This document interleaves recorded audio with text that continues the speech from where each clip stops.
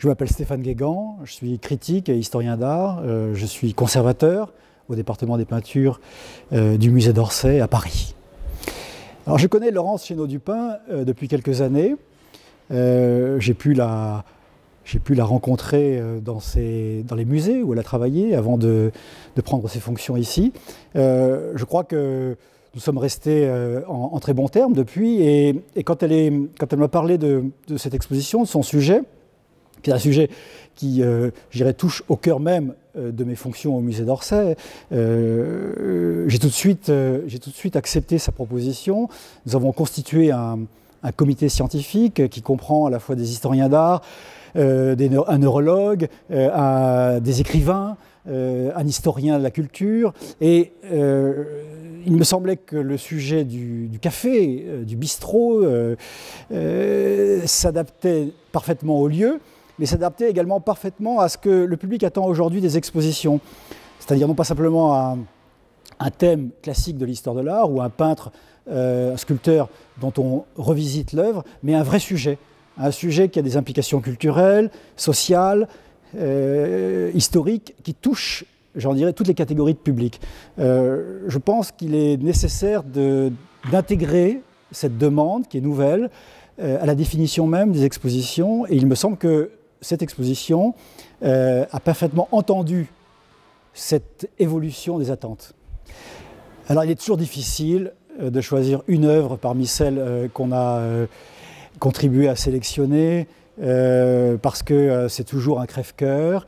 Mais j'ai envie de dire que, en raison même de son importance, de la générosité du prêteur, à savoir le Musée national d'art moderne, le portrait de Sylvia von Harden, cette journaliste allemande du Berlin des années 20, par Otto Dix, donc l'un des grands artistes de ce renouveau du réalisme de l'entre-deux-guerres en Allemagne, me semble s'imposer, parce que c'est une œuvre qui est un peu la Joconde du Centre Pompidou.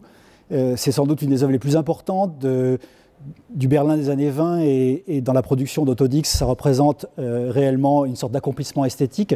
C'est un tableau à la fois très fort et très dur, et qui, par ailleurs, nous rappelle que le café a été un lieu d'affranchissement pour les femmes.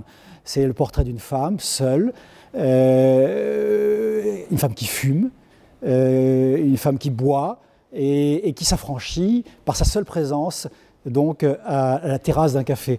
Et donc c'est un tableau qui, au-delà même de son importance considérable dans l'histoire de l'art, résume beaucoup de choses de cette exposition. Alors l'œuvre qui nous manque, et qui nous manque cruellement, mais c'est aussi une œuvre qui ne pourra plus jamais, m'a assuré son directeur, quitter son mur, c'est le bar des Folies Bergères de Manet, parce que c'est un tableau qui est désormais sanctuarisé, pour employer le jargon des musées, en raison même de son importance. C'est le dernier grand chef-d'œuvre de Manet, nous sommes au début des années 1880, il va mourir. Mais alors, à défaut du tableau de Manet, nous montrons une photographie d'une artiste américaine, très célèbre maintenant, Latoya Ruby Fraser, qui est un hommage un peu ironique au bar des Folies Bergères de Manet. Et c'est à peu près sur cette photographie que se referme l'exposition. Donc Manet, qui est un des acteurs de l'histoire que nous racontons, est tout de même présent à travers une autre œuvre, mais à travers également le regard que Fraser a porté sur le chef-d'œuvre du Courtauld.